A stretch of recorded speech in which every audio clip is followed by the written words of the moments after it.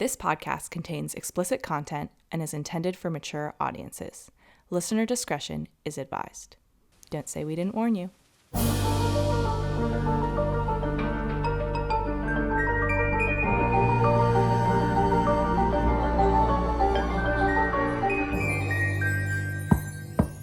Hi, my name is Madison.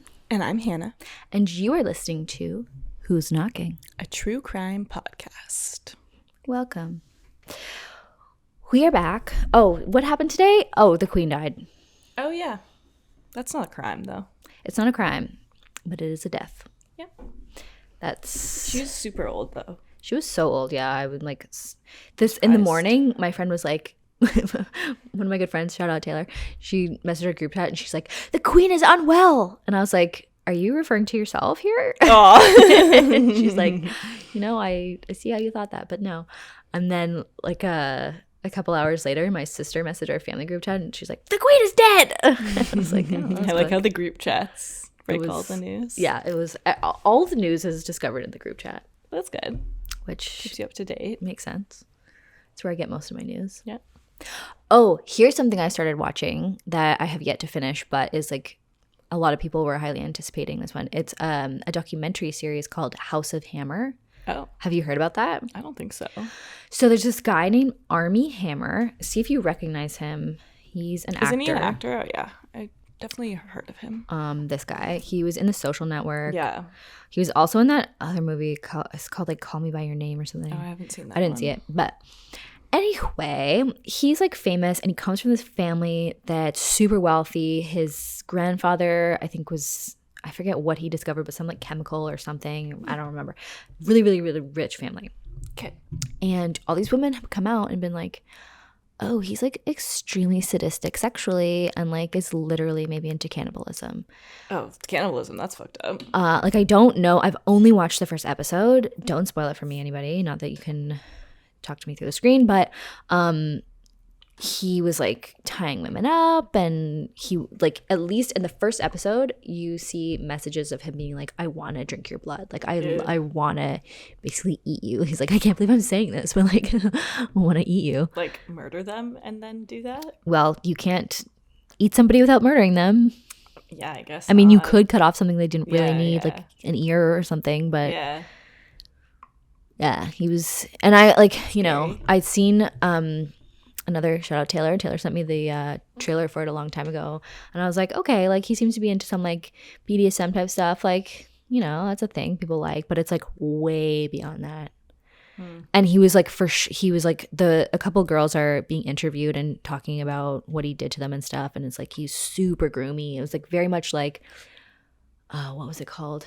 That one that everyone watched that you didn't watch. It's coming to me by the same people who did Don't Fuck with Cats. Oh, Tinder Swindler? Tinder Swindler. Like how I know, but I just haven't watched it. Yeah. It was like he like love bombed them and was like, I love you, I can't need to be with you, blah blah. And it's like all these girls who are like, oh my god, like literally a movie star likes me, and like he's like, come on a road trip with me, blah blah. And then it's like, I'm gonna tie you up now. So it's pretty messed up, and I'm excited to watch the rest of it. So I guess like obviously this was like not consensual. No. Right. And I think like it's, I wouldn't even say it's great, but like in the beginning, a lot of these women are like kind of like he's texting them and messaging them. He like finds them on Instagram and then starts talking about like how he likes like this Japanese bondage and whatever. And it's like, okay, like, you're saying that. And I think some people can probably conceive of be like, okay, maybe I'd like to be tied up. Like, that's not crazy. Or like, but then it's like he takes it way too far. But he's never actually like murdered or cannibalized someone as far as we know. After episode 1, I don't see any evidence of that. But there's 2 more episodes. It's a 3-parter. So up if he did. We'll see. But I feel like he would have been arrested. Like people would know that. Yeah. I think it's messed up that he's saying that, but it's possible he's just saying it and he doesn't actually want to do it. Definitely, according to these women, they allege rape.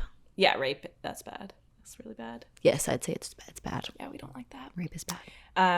So is he like canceled now? Oh, for sure. Yeah. Apparently, he's working in the Cayman Islands, like selling timeshares. Oh. which is crazy because I don't like, is he not going to trial for this? Like, at least the rapes. Yeah, like right. People go to trial. People go to jail for rape. And isn't he rich? Like, he probably just doesn't need to work. He's super rich. So anyway, that's a thing. That's crazy. And update us when you finish the document. I will. And you can I'll definitely talk about it in my newsletter if you want to sign up for it. On the day that we are recording this, it's going to come out tomorrow, but on the day that this is going to be released, the second issue will have already come out. My newsletter is called Grim Weekly. It is a weekly newsletter curating all things true crime content, etc., etc. Go to grimweekly.com if you would like to sign up for it. It is free, and you can unsubscribe if you want, but please don't. And also subscribe to our YouTube channel if you enjoy our content. Yep. That's also free and a nice thing to do. That's right. And without further ado, I think we should get into the case. Okay. So this case, I am so disturbed by it. Oh, good. Yeah. If you're disturbed by it, then yeah. And I think probably pretty bad. I'm mostly disturbed by it because I'm a mother. That is like, this is a mother who victimizes her own family. Right. Which I don't normally love. Like, I don't know. It just, I heard about this case. I like found it on Twitter or something. And I started looking into it and was like, holy shit balls, this is fucked. And even looking at, I thought this was going to be a one episode. This will be a 2-part. I started getting into it and I've been reading a book, which I left over there, but it's called, I think it's called Don't Tell. Is it called? No. Please pause while I think it's called If You Tell. Let me just double check. Yeah. If You Tell by Greg Olson, which has kind of mixed reviews on Amazon, but I think most of the people who didn't like it were like, this was too disturbing. I had to put it down. I couldn't finish it. But yeah, I find this extremely disturbing. So buckle in. And if you don't like stories of, not that if you don't like, but if you can't stomach stories of mothers abusing their children and other people, maybe this one's not for you. Okay, good to know. We're going for it. And yeah, I thought it was going to be 1-parter, but there was a lot of information, so it will be put into 2 parts. Okay. I'll just say this woman reminds me of Catherine Knight. Oh. Because she's a mom too, but like, and you tell me if you agree with me, if she reminds me of Catherine Knight, but I think she like might even be worse. Oh my God, that's really bad then. Yeah, more like, yeah, there's differences, but, and we keep forgetting to rate things, but I'm going to rate this. I'm going to rate this woman as like a 9. It's really bad. So I'd say that's bad. Already sounds really bad, so. She's not nice. So we are talking about Michelle, I think it's pronounced Knotek. Okay. Knotek. I'm going to go with Knotek. So Michelle was born on April 15th, 1954. Side note, that is my son's birthday. Not 1954, but April 15. Oh, nice. So sorry, Noah, that you share this birthday with this woman. So Michelle, April 15, 1954, to her mother Sharon and her father Les Watson. Okay. They were married. The couple had 3 children together, Michelle being the oldest, and followed by 2 brothers, who we'll get to later. And then the couple later ended up splitting. Sharon moved away with the kids. More on her soon. Okay. Les Watson was a pretty big guy around town. He was an ex-football high school guy. He lived in his hometown, which was called Battleground, Washington. So in Washington State. He owned and operated 2 nursing homes and a successful bowling alley with his mother, Anna. Nice. In 1960, Les would go on to date and then marry Laura Stallings. I'm going to call her Laura. I don't know if it's Laura or Lara, but we're going with Laura. Okay. Laura was beautiful. She had curly blonde hair and blue eyes. She was 10 years younger than Les. Okay. But Laura did not know this because Les told her that he was only 4 years older than her. Oh, men are gross sometimes. Which sometimes is a horrible thing to lie about. They did end up getting married shortly after they started dating. And when Laura was still only like 18 or 19 years old, she had regrets about the marriage pretty much immediately. That sucks. Which sucks. After their marriage, Laura learned that Les had 3 kids from a previous marriage. She did not know this before. This guy sounds like a dick. Yeah, he doesn't seem great. Although he's like by far not the worst one in the story at all. Cool. So she learned about the 3 children from a previous marriage. There was Michelle, age 6, Chuck, age 3, and Paul, who was just an infant. So Laura eventually agreed, not that she had a choice, to take in the 2 older kids and raise them with Les while Sharon kept the baby. Okay. After that, they never heard from Sharon again. Sharon came from a pretty broken home. She was an only child, and her mother had been married somewhere between 5 and 7 times in her life. She was also, according to Les, depressed and an alcoholic, so not a super stable lady. Right. Michelle was a beautiful child with big curly hair and like a nice face. She was an attractive little child. But Laura did notice some very odd behavior right from the get-go. And mind you, like, we don't know what happened in the first 6 years of her life. Okay. Because she was with Sharon. Sharon is now dead. Sharon didn't... Wait, she's dead? Oh, shoot. I will get to that. Oh, no, Oh, yeah, I'll get to that. Oops, spoiler. Okay. She dies. Shit. Not the biggest spoiler, so it's fine. Whose dog is barking, by the way? I just hear a dog barking. I don't know whose dog that is. I never hear dogs barking here, but now really, there's one. Always dogs barking here. This is the first time I've heard it. I am totally fine with it because my children are always screaming, and whatever. like nobody can say shit to me. True. So there you go. But there's like pretty much everybody on this floor except me has a dog. Oh. But I have 3 kids. So who's louder? Anyway. So, yes, Michelle's good looking and a cute little kid, but odd behavior. Her little brother, Chuck, didn't speak at all when they took him in. So, clearly issues there. Wait, what was her odd behavior? Oh, I'll get to it. Okay. But, so Chuck didn't speak, but Michelle, she pretty much spoke for Chuck. And so I'm sure exacerbated his not speaking problem. Right. Michelle also voiced her opinions about Laura constantly, telling Laura how much she hated her every day. Michelle was very difficult. She was extremely disagreeable. She pretty much just like wouldn't do what anybody said and like had to be right all the time, had to have things go her way. She was just like horrible. Yeah, this doesn't sound too fun to be around. No. And when Michelle was 13, the family found out that her birth mother, Sharon, had been murdered. Wow. Apparently she had been beaten to death. That's really sad. Yes, Sharon's life was extremely tragic. Yeah. Sharon had been homeless and living on Skid Row with the man who they believed had beaten her to death. Wow. And she had no memorial service, and her own mother refused to take her ashes. Not sure Very why. sad. Yeah, it's extremely sad. Michelle seemed completely unfazed when she heard about her mother, like she didn't care at all. Wow. The only time she would act like she cares was when, like, to garner sympathy from people. Laura convinced Les that they had to take in Paul at the time, because if we recall, Sharon had Paul, the last child. Yeah.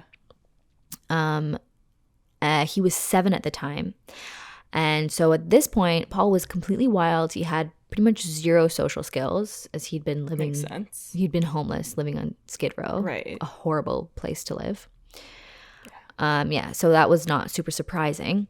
And at that point, Chuck still did not speak, and Michelle was still speaking for him. How old was Chuck? So Chuck would have been, he would have been 10. Wow. Making me do math on camera. Yeah, sorry. I apologize for that. I just killed it though. 10. Wow, 10. Yes, 10 and not speaking. And nobody's doing anything about it? No, not really. Okay. I think Laura was doing her best to like help and figure things out. They're not even her kids. They're not. But she is like the only nice person in this. It sucks. She sounds actually kind of awesome. But I don't know. It's hard. Everyone else is terrible. Yeah, the Greg Olson, who wrote the book, he like interviewed all these people. Right. She was one of the main people who probably gave him information. Yeah. So, it's what she says about herself, Yeah, could be biased. Exactly. Okay. But anyway, Les and Laura also ended up having 2 children of their own. Don't know their names, but it was a boy and a girl. So there were 5 kids in total. Okay. And so those 2 kids would have been like the youngest ones. Sharon's 2 boys had their share of behavioral issues, but it was Michelle who was by far the most difficult. She caused a huge fuss about absolutely everything. If something was not her idea, she refused to do it. She wouldn't go to school. She refused to go to her dance classes. She made every event miserable, and she was very resentful of her siblings. And when they did things that she didn't like, she would get back at them in like really freaky, sadistic ways. Like she would put broken glass in their shoes. That's very scary. Or like injure them, like do freaky weird shit like that. It's very weird. It was clear that Michelle was learning a lot of this behavior from her grandmother, Anna Watson. Oh. So if we recall, Anna was close with Les, her son, and they together owned some nursing homes and a bowling alley. Right. So Anna was a horrible woman. Oh, God. She was about 250 pounds, and she walked with a limp. She ran one of the nursing homes that she owned with Les, and she treated everyone there like garbage. Great. The patients and the employees. It's very sad. She was mean and sadistic, and she would punish people if they didn't do things her way. She also made her employees do things that were very much not part of their jobs, like wash her feet or clean her home or do her laundry. The wash her feet thing? Yeah, That's wash her crazy. feet and her hair. And she would physically assault them if they disobeyed her or didn't do things fast enough to her satisfaction. She actually gave them swirlies in the toilet. Oh, my God. Yeah, she was an awful, horrible woman. Yeah, and this is really foreshadowing what Michelle is going to be like. Did Michelle spend a lot of time with her? Yes. Michelle, like, idolized her. Oh, God. Okay. So Anna's husband, George, was the exact opposite. He was kind and obedient, and he stood 4 inches shorter than Anna. He did whatever Anna told him, including sleeping in the shed every night in their backyard. See, that sounds like Catherine Knight. Yes. Like dating a smaller man and like, you know. Exactly. Someone clearly more vulnerable than her, and she made him sleep in a shed in the backyard, and he did it. Wow. Willingly. That's crazy. Everybody was a victim of Anna's, and everyone was terrified of her, except Michelle. And even though Anna would at times terrorize Michelle as well, Michelle looked up to her as some sort of sick role model. Wow. There was one instance in the book where Laura came to pick up Michelle.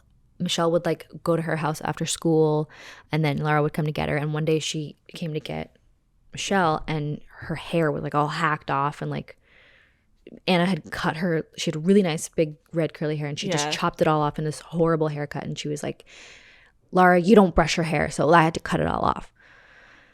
She would just like do weird, sick things like that. So at age 15, Michelle shocked her entire family when she made the claim at school that she'd been raped by her dad. That's shocking. It was not true. Oh. And after having physically examined her by like a doctor and finding a True Confessions magazine in her bedroom with the huge bold title, quote, "I was raped by my dad at 15, end quote, they were able to clear Les's name. That's good, I guess. Yeah. They was like, she was at school, like she didn't come home from school, and they called the school and they're like, was she there? And they're like, oh, she's down at the police station. Like you should go see what's up. And they like wouldn't tell them what happened. And then they went to the police station and they're like, oh, you raped your daughter. And he's like, no, I didn't. He's like, no, she's the fucking worst, you guys. And they're like, oh, well. Ugh. So Michelle was kicked out of the school for that situation. And so then she had to go to school out of town, and they first sent her to live with Laura's parents, who took her in willingly, but like everyone else, had a absolutely terrible time with her. Yep, sounds about right. She would wreck their property. She was mean. She was oddly manipulative. In one instance, she told neighbors that she wanted to babysit for free for like the experience of it. Mm-hmm. And then she terrorized her children and locked them in a closet. That's very sad. And she accused Laura's father of molesting her. Oh my God. Clearly one of her new favorite hobbies. I guess so, yeah. Clearly we're seeing like extreme attention seeking behavior. Yeah. She like with the family that she offered to babysit, it's like she was like trying to make herself look so nice, like, oh, like you guys, I'll help you out, I'll like watch your kids for you, blah blah blah. Like she was a big liar. Yeah. And clearly liked attention. Yeah. Okay. We see a pattern. Yes, very clear pattern of behavior.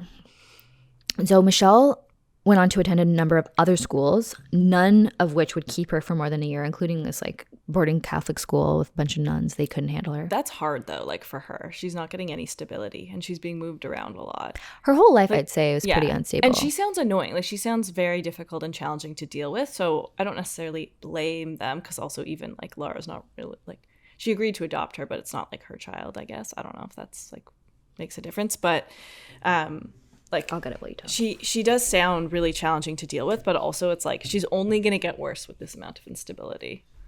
I know. And it's hard too, because Lara claims that like no school with it, like around them would take her. They probably wouldn't. And also you have to, like, as somebody who's a guardian, homeschool, like what do you do? Well, someone who's a parent or guardian to 5 children, and one of those children, maybe like she's putting glass in their shoes, like she's literally injuring the other children. Shouldn't she be in like a juvenile rehab or something at that point? I don't know. I don't know what exists, but I think also it's like somebody would need to like tell the police, and I don't know that like Laura and Les want to like deal with that too. Yeah, I can't imagine what you would do if you had a kid with like extreme behavioral issues. Yeah, that would suck. Yes. It would really suck. And also, like, they have 3 kids with pretty bad behavioral issues. Right. And it all seems like they had a really messed up childhood.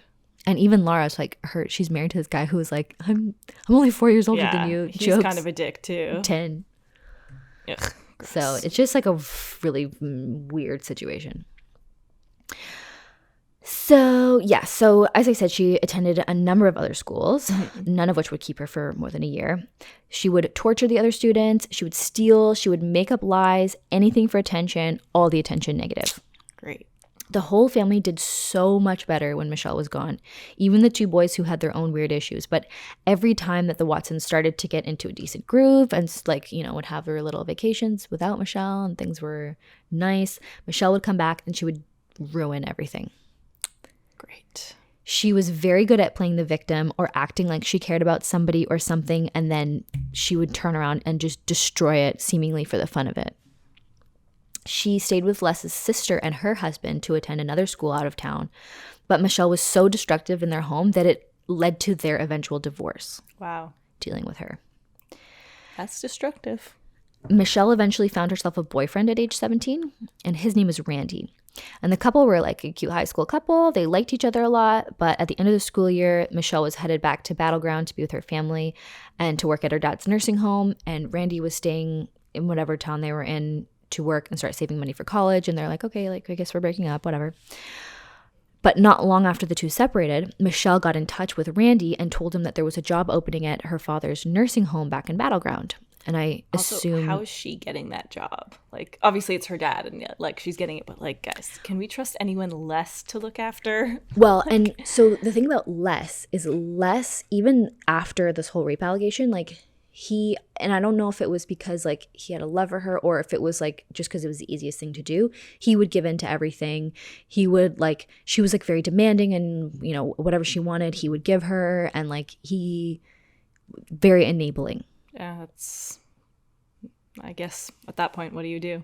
Yeah, well, Laura like constantly says that she like tried to, you know, she was like getting her enrolled in other schools out of town, like trying to do stuff, whereas Les was just like, whatever, give her what she wants. Great. So that didn't help. But I think this whole like offering of the job.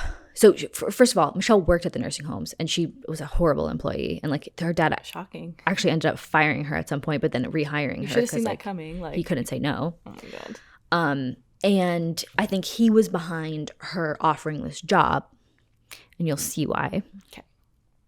Okay. So he was offered the job at the nursing home, and Randy accepted the job. He moved to Battleground, and he and Michelle got married very quickly. Oh, okay. And her family was super supportive of the marriage and even provided the happy couple a trailer to live in rent-free. But it didn't take very long for Randy to see what everyone else did, that the family was thrilled to marry Michelle off so that That's she hilarious. Could be somebody else's problem. That's fucking funny. Yes. They're like, and we're so happy for you. Yeah. Here's a trailer. And they were all like so nice, and he's like, wow, like they're so nice to me. That's so great. Yeah. And it was just like, oh, please take her. Yeah. They're even like, have this home. You just live here. That's really funny. Just don't bring her back to our house. Right. And yeah, she was his problem. And she was just as much of a menace to Randy as she was to her family. She went around town leaving unpaid bills everywhere. She was mean to Randy's family. She made up another story about being raped and attacked and attempted in an attempt to get out of living in the trailer because she felt it was beneath her. Okay. So one day he came home and she's like, somebody came in and he raped me. And they're like, oh my God. But obviously it was not true. That's fucked up. And then Michelle got pregnant. Oh, God. And everyone was very... I can hardly think of anyone less suited to be a mom. Exactly. Everyone was like, oh, that's not a good idea. But everyone was like, okay, well, I guess... What do you do? We got to roll with this. Okay. And very predictably, it did not go well. Oh, God. Michelle gave birth to a little girl named Nikki. And Michelle somehow became even worse once the baby arrived. That's so sad. She insisted on moving back in with Les and Lara, who were not thrilled to have her. She started taking Randy's paycheck every week and spending it frivolously. She was running them into a lot of debt. Eventually, Randy left and went back to his hometown. And although the family was disappointed, they mostly felt bad for him. Yeah. They knew that they had basically tricked him into the marriage. Right. So they they didn't disclose what was going on there. Yeah, and it's like in most situations where like the husband has run off on your daughter who just had a baby, you'd be like, fuck that guy. Yeah. But they were like, oh, I guess that makes sense. Like, all right. They're like, oh, at least he got away. Yeah, he went back to his town. And he even tried later to repair things with Michelle because he missed his daughter so much. But That's Michelle so was sad. Yeah, but she was so awful to him that finally he's like, I have to divorce you. You're just so awful. So Michelle was divorced and she took off for a while, leaving the baby with Lara. And Lara was Lara was totally fine with this. She loved Nikki. She actually was like, despite like having a hard time with the kids, like she really liked taking care of kids. So she says it didn't ruin it. It didn't ruin it for her. No, and I think she was like, this is a much better situation. Like who knows what's gonna happen to the baby with Michelle. And in this situation too, Michelle took off and she went somewhere for a year and nobody knew where she was. Like they couldn't have asked for a better situation. Yeah. But a year later she was back. Wait, where was she that year? They don't know. They don't know. She just snatched Nikki right out of Lara's loving arms and moved away, which was very upsetting for Lara because she'd like taken care of this baby for a year. Yeah, and like so shitty. You get attached to babies. Fair enough. So Michelle would end up getting married to a man named Danny, and they had another baby named Samantha. But that marriage, of course, did not end well. Danny was a lot tougher on Michelle than Randy had been. So good start. Like this woman needs hard hand. Okay. But eventually he even had enough. And that, didn't work out. And like, Michelle with Randy was like, it was more one-sided, more her like straight up abusing him. Whereas with Danny, like they would get in big fights. Like Lara would go over there and like walls would have like punch holes in them. And she's like, I don't know, probably that was Michelle. So things did not work out. And that's when Michelle moved on to Dave Knotek. Okay. So, and at this point now she has 2 daughters. So Dave grew up in Pacific County, Washington. His parents were poor, but they were very hard workers. And his dad was a logger and his mother worked at J.C. Penney. Dave became a logger as well before enlisting in the Navy. He served in Hawaii and then in Alaska. And when he came back, he was like quite a well-rounded guy. He was attractive. He was super nice. Girls liked him. He had a few long-term relationships, but they didn't really, like none stuck. He sounds like a good guy. What does he see in Michelle? He was super likable. So in 1982, Dave met Michelle in Long Beach, Washington. Now, at the time, Michelle allegedly was gorgeous. She was beautiful with big red thick hair. She had a rockin' bod. Okay, I mean... And a lot of guys were into her. That's something, I guess. Before they got to know her. Yeah. They were at a bar that night and he ended up getting her number. Oddly, but I think this is kind of random and like wasn't a thing, but the bar that they were at that night burned down the next day. Weird. Which is random and weird, but I don't think she did it. Yeah. Dave called Michelle after he got her number and he went down to visit her and her daughters. And eventually he was driving down every week. He was super into Michelle and he really liked her daughters. Poor fucking guy. Yeah. Soon into dating Dave, the home that she inherited. So then Michelle, so they had the trailer, but then she inherited a home from Anna. Wow, okay. But so after she inherited it, later it fell into foreclosure because she wasn't paying the taxes on it. This woman, like, never had a job. Yeah, and what's she doing? She just spent all of her money on, like, knickknacks and clothes. Yeah, she just never has a job. She's the laziest person in the world. Wow. She was working at the nursing home for a while, but she got fired and stuff, and, you know, she moved around. She's the world's laziest person. Okay. Yeah, so it fell into foreclosure, and then Dave even tried to help, but, like, he wasn't really making much money either, so they lost the house. Then Michelle told Dave that she had terminal cancer and probably wouldn't live to see 30. Okay. I assume that was a lie? Absolutely. I was going to say, like, any guesses on whether or not that's true? 'Twas not. Yeah. Dave admits that this was a big factor when he decided to marry her having terminal cancer, because he, like, liked the daughter so much and he cared about them so much, and they didn't have anyone else. Even though they for sure did, Laura would have immediately taken them in, but Michelle led him to believe that they had no one else. Right. The couple got married in 1987, and the marriage went pretty much as expected. Michelle was extremely abusive towards Dave, physically, verbally, and emotionally. She was always on him, telling him what a bad guy he was for not making enough money. She would hit him, throw things at him. She would kick him out of the house, kick him out of the car. She was awful to him. And he, according to Nikki, Dave never laid a finger on Michelle. He didn't yell back or anything. He tried his best to steer clear of her. He tried his hardest to make as much money as he could for her. He handed over his paycheck every week. That's fucked. There were, like, notes and cards that he wrote to her being like, "You're the love of my life. I love you so much, blah, blah, blah, blah." And she was just awful to him. That's so sad. And I think, like most, you know, family type abusing situations, like, there were good times, like, they did have fun together at times, but, like, she would just turn and be a monster towards him. So sad. Horrible. Yeah. Now, Michelle was also abusive towards her daughters. Oh, shocking. Especially Nikki. And if that weren't bad enough, Nikki said that it was clear that her mother really enjoyed hurting and attacking them. Oh, that's so sad. Sammy, although younger, had figured out how to align herself with Michelle in such a way as to help her avoid as much punishment as Nikki. Right. Not zero, but just not as bad. And when she did get punished, so yeah, how she did this is, like, she would find a lot of stuff in common with her mom and, like, do things that her mom liked to do, but also when she did get punished, she would sit there and take it.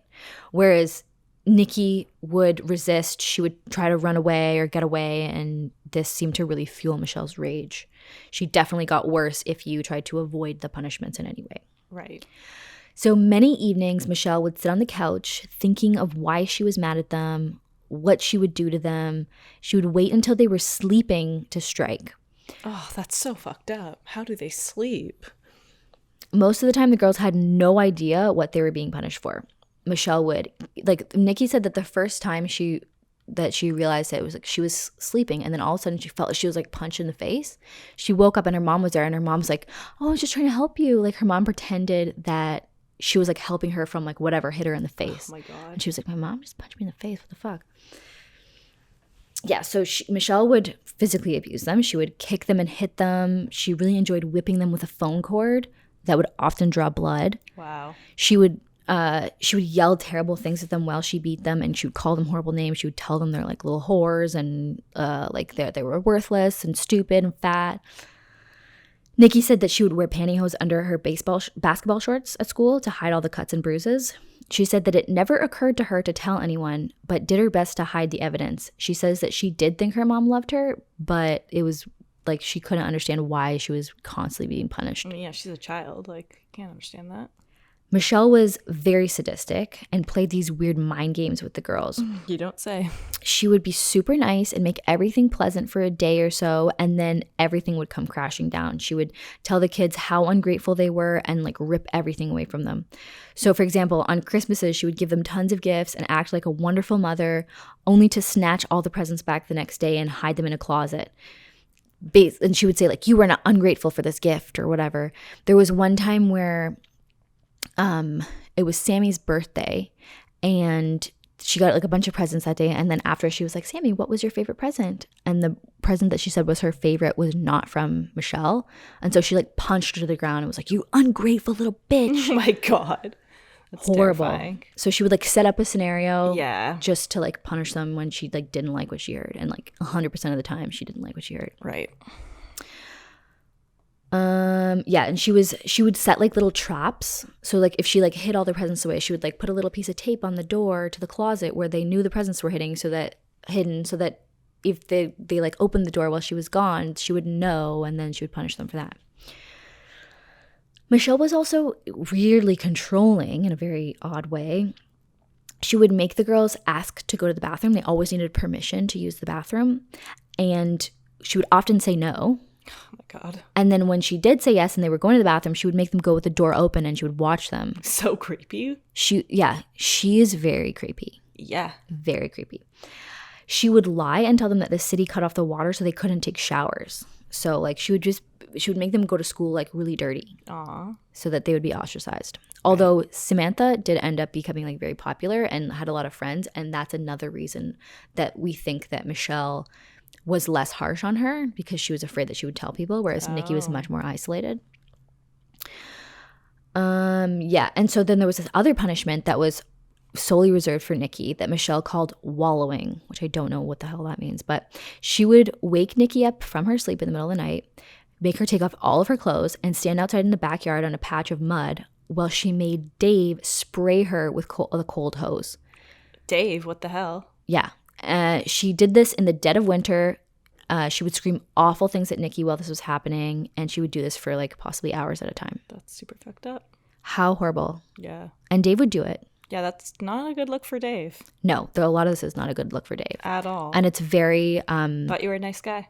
Yeah, and the interesting thing about this case is like some people are like the couple that did this stuff, right. Whereas a lot of people, including the children, now are like, he was a victim of this too. Like he was just a very pathetic, weak man. Yeah. And like throughout the story, you know, it's hard to have sympathy for him. Like for being abused by Michelle, I have sympathy for him, but for then abusing the kids, that's like kind of where I draw the line, right? Yeah, and we can reassess that, you know, near the end when we hear everything. Yeah. I will say most of the time he was not home.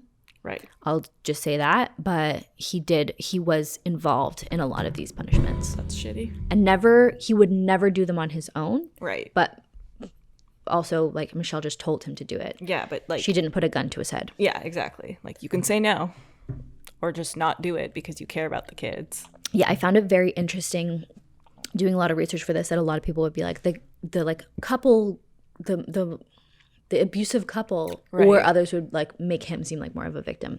Seems like a very debatable topic. Yeah. I mean, it sounds like he was a victim, but as soon as you're complicit in that behavior towards the kids, you're abusive too, right? Like... This is an abusive situation where he was participating. Yeah, like that's already like, I think you could even argue that him knowing she's abusing them and not being a part of it is still abusive. Yeah. Let alone him actually participating.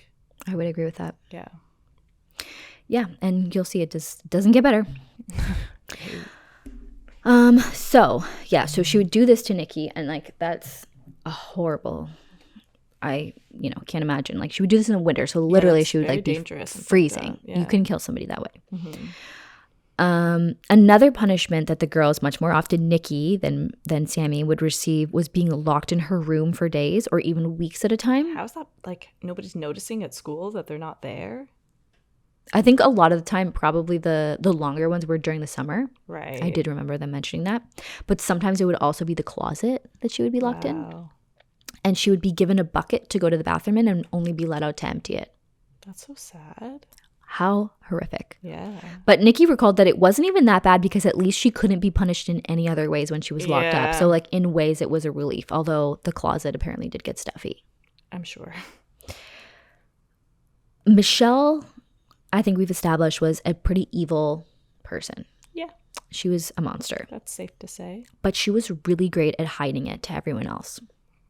They usually are. Yeah. She decorated their house with lots of little figurines. She was obsessed with little figurines and tons of family photos. Their house was covered in photos of their family, smiling, her and the girls. Okay. She worked very hard to create the illusion of a nice, happy household.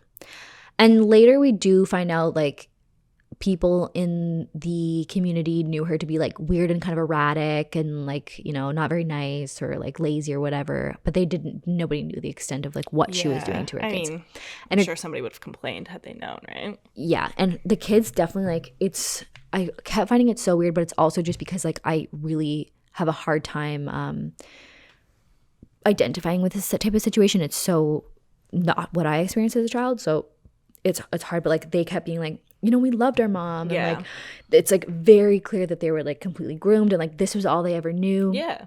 It was, and so it's like really hard. Well, no matter what, you love your mom and you want her approval. Yeah, it's really hard. And I understand like they all said like we did our best to like hide this from people at school. To protect her, right? Yeah. Well, to protect her, and because like for a while they like just thought that that's what normal was, and then they were embarrassed by it. Yeah, they didn't want people to know that. And I'm their sure they house blame was, themselves. Yeah, so like, and that's always like, it's not confusing to me now because I like understand the like science behind it, how like that happens.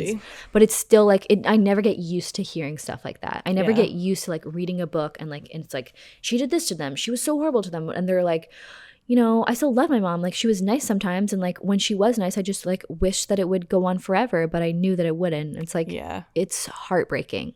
Super sad. Especially like reading through this book. I just can't imagine like you having these children who like you were biologically made to love and then treating them like such garbage. I mean, she was already so twisted beforehand, so. Oh my God. It's sickening. Yeah, that's for sure. Now, as I just said, Dave was hardly ever around. He worked as much as possible, mostly because Michelle was always on him, telling him that he didn't make enough money because she was spending it all on figurines. Yeah, and he probably wanted to be away from her as much as possible, too. He did want to spend time with the kids. Like, okay, first of all, Nikki and Sammy are not even his kids. Right. But he loved them and he wanted to be with them. But yeah, I'm sure he also spent, like, she would also kick him out of the house all the time. And he couldn't, like, he didn't want to be around her because she beat the shit out of him. But when he was home, he always took Michelle's side. He believed everything she said.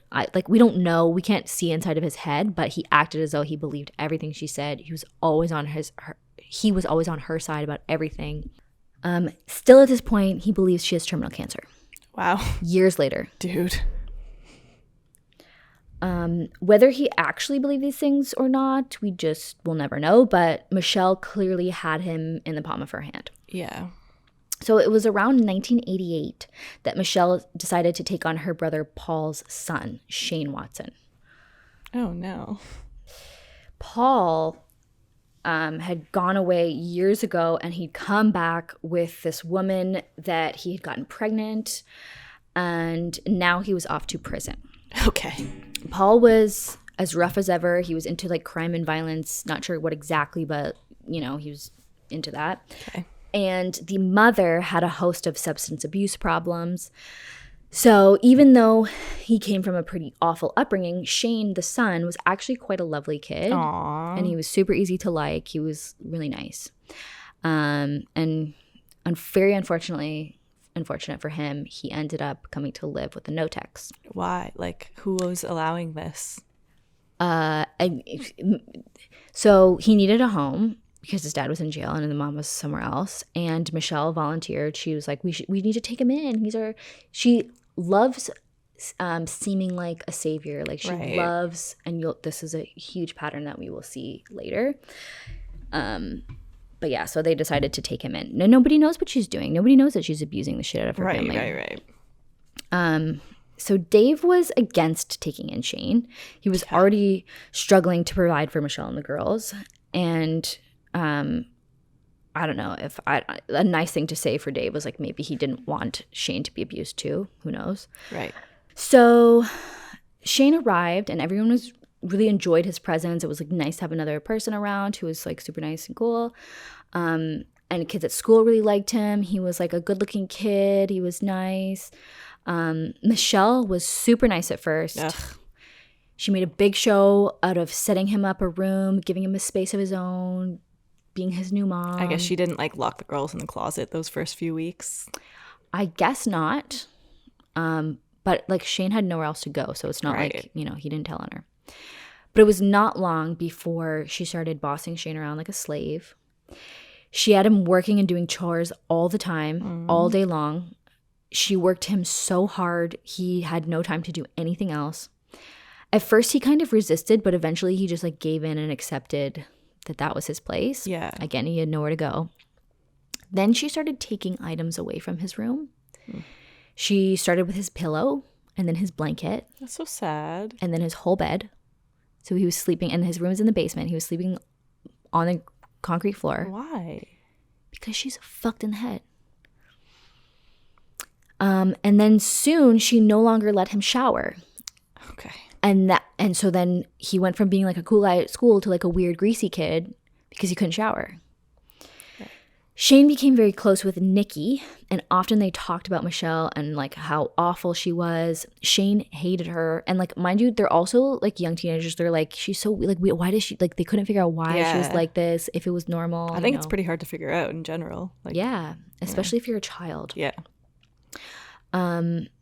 Yeah. Shane really wanted to leave, but he had nowhere to go, and here Michelle is acting like a saint for taking on this boy and this who has all these problems and treating him like her own. But meanwhile, she's completely abusing him. Right. Soon, Shane started receiving some very humiliating punishments, and a lot of them were with Nikki. He would get wallowed, so he would have to stand naked and get hosed down in the backyard. But then Michelle would also gather the family in the basement and make Nikki and Shane strip naked and slow dance together. So weird. And they would be like crying, begging not to do it. And she would make them do it and say really weird, fucked up shit to them. That's so weird. She was like really into naked punishments and like taking people's clothes away. Seems like it. They would also be left outside in the backyard naked, sitting back to back for hours at a time, regardless of the temperature. Later, Lara was like, after she found it, she didn't know about any of this stuff until later, but she was like, I have no idea where the naked stuff came from. Like, she was super into like weird, getting into people's naked business. And weird. She was like, Michelle was like a very, you know, conservatively dressed child. Like she never gave any indication that she would like do shit like that. She was like super confused by it. That's confusing for sure. Sammy still received less punishments, but not none. And then, years later, Kathy moves in. So Kathy was a good friend of Michelle's who was kind of weirdly obsessed with Michelle. Oh, God. Not the best role model. Yeah, she thought that Michelle was super cool and fun. I don't know, like she just really liked her. Kathy had just lost her job as a hairdresser, and Michelle decided to invite her to live with them. And that way she could act as a midwife for Michelle, who was pregnant again. Dear God. She also, said, Dave, like, no, don't impregnate her again. Just like, yeah. Do you I mean, have a brain? No. And that's the thing. Dave is just like a pathetic shell of a man. I'm sure. But like, it just sucks. Yes, absolutely. Yeah. She's just creating people to torture. Yeah. So she said Kathy could live with them rent-free if she would help her care for the kids, who she described to Kathy as horribly behaved children. So shitty. She's such a piece of shit. Yeah. Shane and Nikki did not like her. She was bossy and she was mean to them, but Sammy liked her. Kathy would do Sammy and her friend's hair, and she was cool to them. And mind you, Michelle seemed to actually like Sammy. Yeah. Like they seemed to like get along. Right. It was kind of like her relationship with Sammy was like Anna's and hers, where like she still got mildly abused, but definitely not as much as everyone else. Right. Yeah. And the two different dynamics of Kathy with Nikki and Shane and Kathy and Sammy, I think were entirely due to Michelle's influence. Kathy was like, I think Kathy just did whatever. Like Michelle found a person who she knew. She's kind of like a doormat. Yes. So Kathy had come from a family of 4 siblings, and her mother was married many times in her life. They moved around a lot, and her mom didn't make much money. Her sister Kelly says that Kathy was a very kind and generous person, but quite a bit naive. And her mother definitely took advantage of that when Kathy started working. She ended up paying for a lot. So here we see Kathy's own mother, I think, was like mildly abusive to Kathy. Right. If not like not physically abusive necessarily, but like she used her, Right. kind of thing. So needless to say, things did not work out for Kathy when she started at the salon that she was working at, and she was living with her mother. So it was a huge relief when Michelle, her friend, made an offer to come live with her and her family. So as soon after Kathy moved in, Tori Knotek was born, and that was in June of 1989. She was premature and had underdeveloped lungs, although no, she didn't. She was perfectly fine, and she was born a week late, or a week early. But Michelle told everybody that she was premature and had weak lungs to garner sympathy. Shout out Munchausen syndrome. By proxy. By proxy, yeah. Yeah. So Michelle fussed over the baby like a pretty crazy amount, and many family members now say that the whole thing was all a big show. Definitely. Michelle just wanted the attention she got from making herself seem like a perfect mother. But the second anyone wasn't watching, she didn't really care much for the baby at all. And all she ever really wanted to do was just sit on the couch and eat chocolate bars. Okay. I mean, Henry's fun, to be specific. Yeah. Now, at this point, Michelle was still lying about having cancer. And everyone was still like, cool, you have cancer. And this was a huge part of what was draining all their money. She would literally, Dave would drive her to the hospital and have to wait outside in the car for like 8 hours at a time for her appointments. Jesus Christ, Dave. And Laura was like, she was probably just sneaking out the back door and doing whatever the fuck she wanted, spending all the money that she said she was spending on her cancer treatment, and Dave just sitting outside in the car. Yeah. Mind you, it's like, yeah, Dave, like, man, dude. Yeah.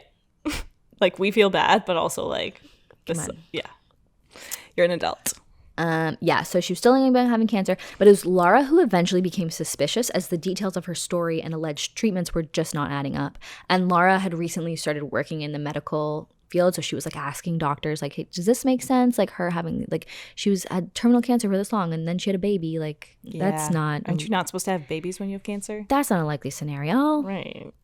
But when she confronted Michelle about this, Kathy and Dave completely defended Michelle and told Laura how awful she was for accusing Michelle of such a terrible thing. Even though she was a known liar, everybody knew she was a huge liar. Michelle acted like the biggest victim. At one point, Laura came over and she had like shaved her head, or she was like, cancer. Look, chunks of my hair are falling out. And then Laura went to the bathroom and found like the scissors with other chunks of hair. Like she'd clearly just cut her hair. Well, yeah. And she like shaved her eyebrows off and was like, see? I've got cancer. Yeah. But eventually Laura just left it alone. She's like, okay, this is like super weird, but whatever. What's she gonna do? Yeah. And she had like questioned the girls a lot, and she would always ask like, how's things at home? How's things with your mom? And the girls would never say what was actually happening. So sad. Or they would lie, or like the most they would ever say is like, yeah, our mom's really weird. But it's not a crime to be weird. If it was, we'd be in jail. Yeah. So Kathy was very happy to be living with the Knoteks and happy to help out. But it wasn't long before Michelle slowly began to abuse Kathy. Shocker. She started by like gaslighting Kathy, telling her that when she was asleep, she'd been sleepwalking and like wrecking things.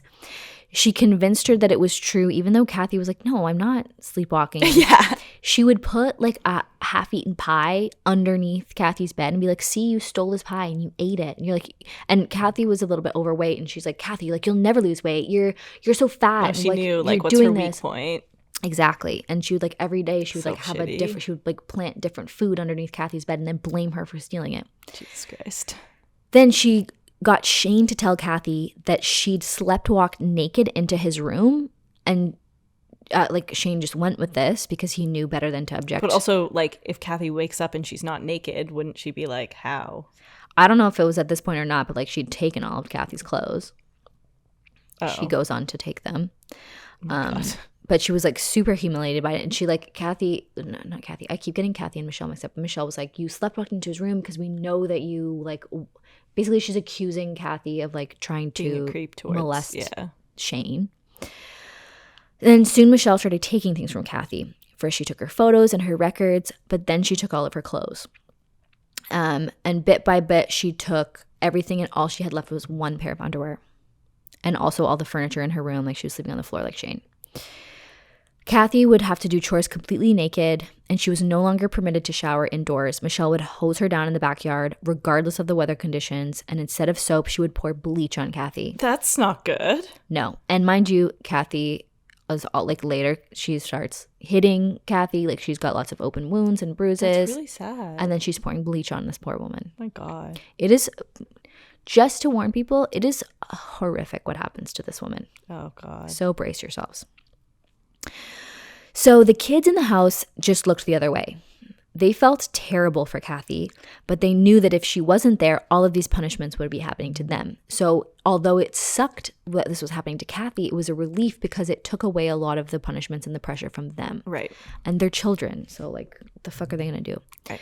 Plus, they like, for a long time, they were like, she could just leave if she wants. Like, this is a grown woman. She has a car. Like, why is she still here? They couldn't understand why she stuck around. But Michelle had played some very weird mind games with Kathy.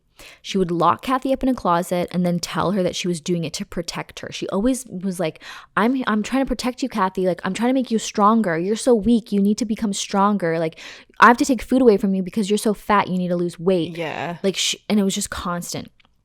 She would do really mean, awful things to Kathy. And then as soon as it was over, she would be super sweet and loving towards Kathy and convince her that, like, she was looking out for her, that she was the only person she had in her life. Yeah.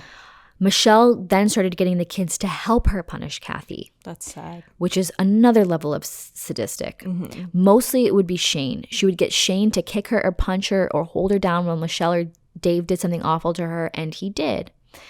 Shane knew that he would be punished severely if he didn't, and so he ended up participating. Right. The kids all remember Michelle treating Kathy horribly, but to them it was just normal. Yeah. They didn't understand, like, whenever Michelle was punishing Kathy, she would always say that she was doing these things to help Kathy. She would convince the kids that, like, she was for somehow helping while she did it. Such a mind game. Mm-hmm. It was unclear that she was what exactly she was helping her with, but that's how she justified all the behavior. Of course, it didn't make sense, but everyone around just went with it, and the punishments, because if they didn't, the punishments would be aimed at them. Mm-hmm. Kathy would attend family outings and trips, but on those trips, like when they were camping or whatever, she was treated just like a slave, like somebody who would to just do things. She rode in the trunk when they drove places. Wow. And when they went camping, she didn't get to join in any of the fun. She just, like, set up the tents, she cleaned, she did whatever Michelle told her to, and she slept in the trunk or under the car. Shane and Nikki were always stumped as to why Kathy stuck around. They assumed it was because she was scared of Michelle, like they were. Yeah, but probably. But they had noticed that Michelle would often give Kathy pills after she punished her. So one day, the two of them went through Michelle's pills while she was out, and they figured that Michelle was probably giving Kathy Prozac. Oh, God. So Kathy's relatives came looking for her. Her sister Kelly knew that she had been living with Michelle, so she started calling the Knotek house. Okay. For a while, she just kept getting a continuous ring, but no answer. But finally, one day, Michelle picked up and informed Kelly that Kathy had taken off with her boyfriend named Rocky. Oh, okay. Kelly took this at face value and went with him. A few weeks later, she received a letter from Kathy, I'm air quoting here, with a photo of her and Rocky, air quoting here. The letter basically said, like, sorry, we haven't been close, but I'm going to go live my life now. I found this new guy, and I just want to fuck off. Right. This was a bit out of left field, but Kelly kind of felt happy for Kathy. Maybe she'd finally found her groove in life, and she was going to go live her best life. Like, no. Kelly had always seen her mom kind of abusing Kathy and, like, her kind of getting, like, sucked into all these relationships where she was treated poorly. Yeah. And so she was like, oh, like, maybe it's a guy who's, like, treating her right and whatever, like, good for her. Meanwhile, Kathy was beginning to crumble. I'm surprised it took this long. I mean, it's just a slow decline, but, like, it takes an absolute deep dive. Yeah. I'm not surprised. She was getting weaker and weaker, and the harsh physical punishments were taking a huge toll. That's so sad. The Knoteks continued to cart Kathy around in their trunk and treat her like absolute garbage, locking her up, physically assaulting her, and humiliating her. Now, there was also this weird dynamic with Dave because while all of this was happening, Dave was completely worn down. He was working his ass off as the sole breadwinner of the family. Michelle berated him constantly for not making enough money. He would work 5 hours away and stay there all week and only be home on the weekends. Michelle had essentially beaten him to the point where he just she took everything she had from him.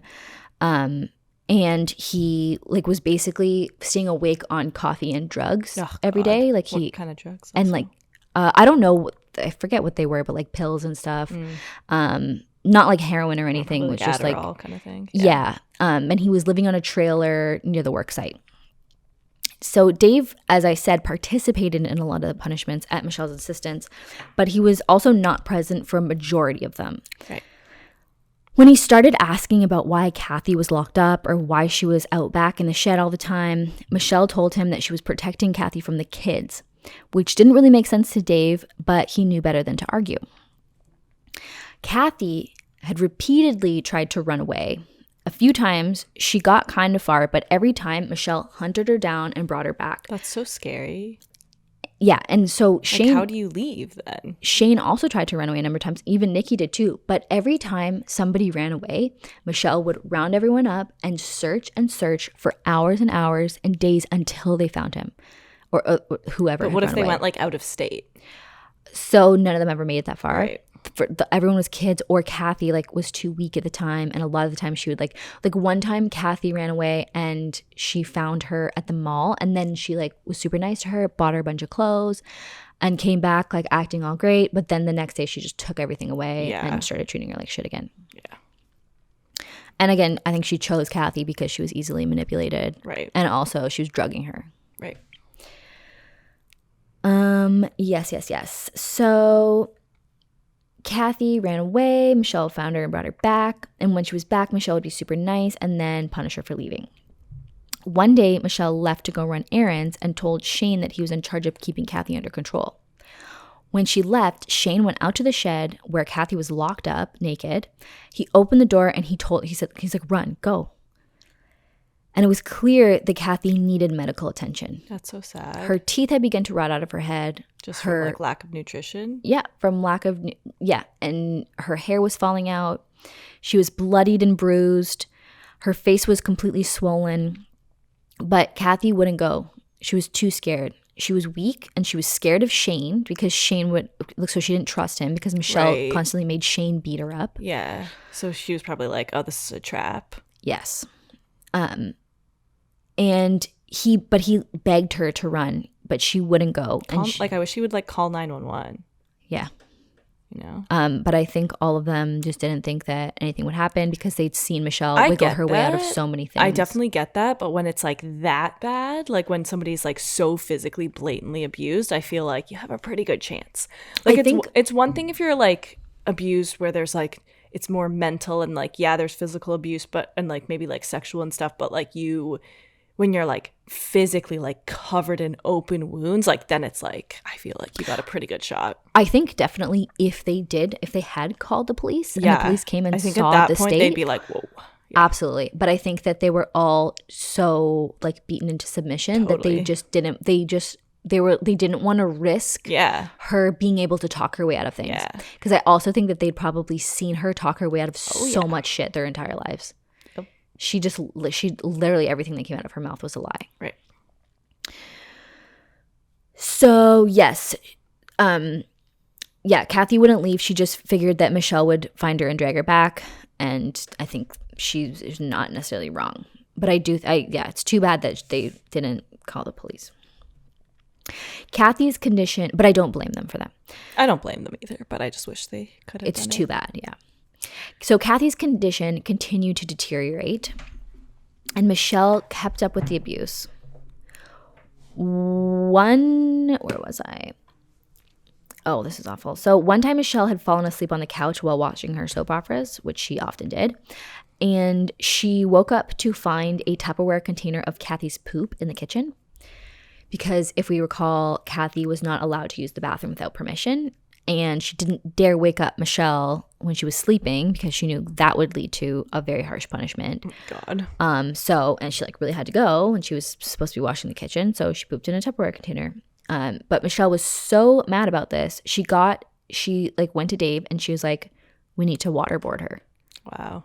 So they went out back, and she made the kids stand guard so that nobody would see or hear Kathy screaming. And they waterboarded her and like shoved her face in a bucket of water and tortured her for upwards of an hour. Great.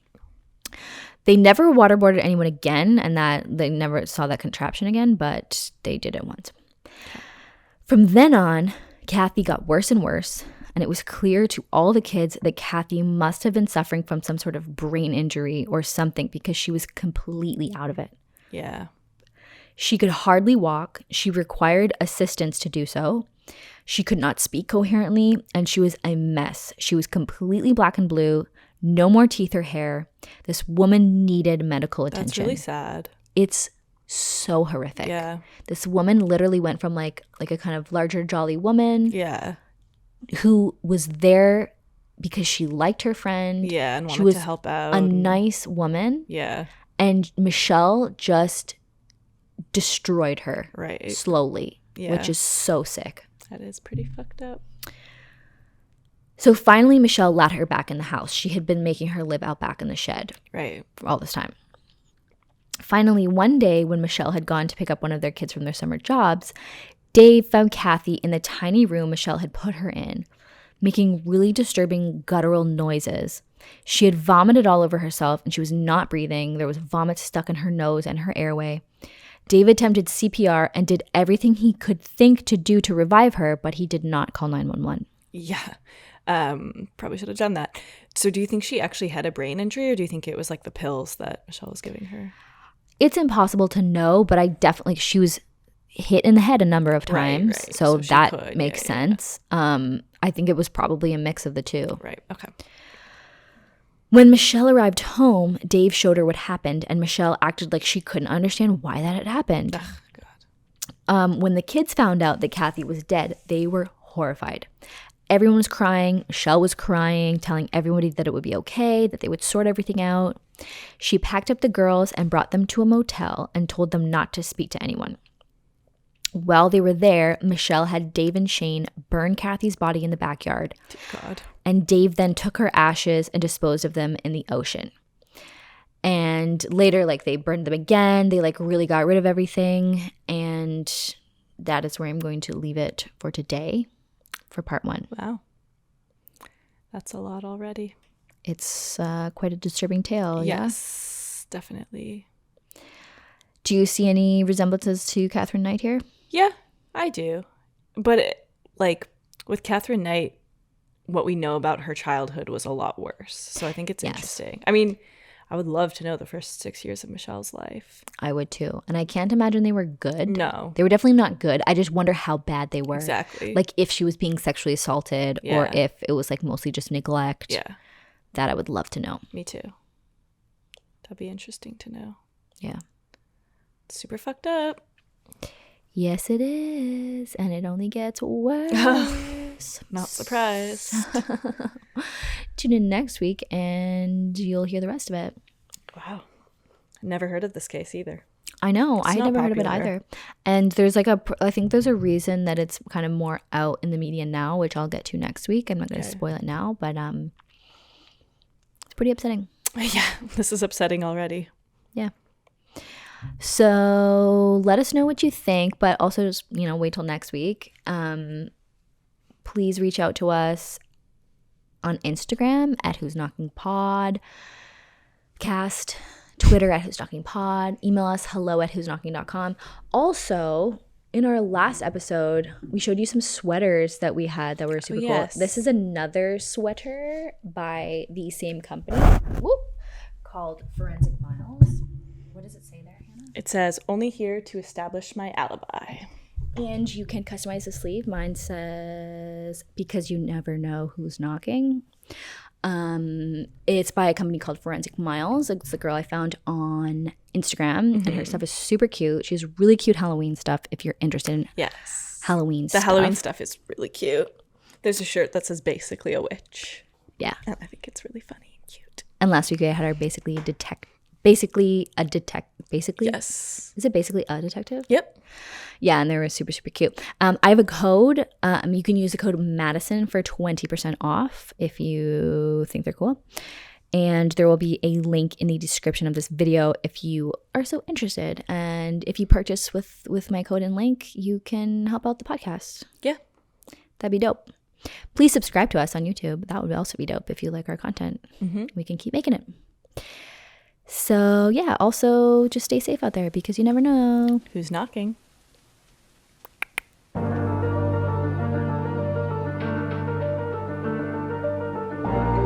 This podcast is produced in collaboration with Lost Line Media.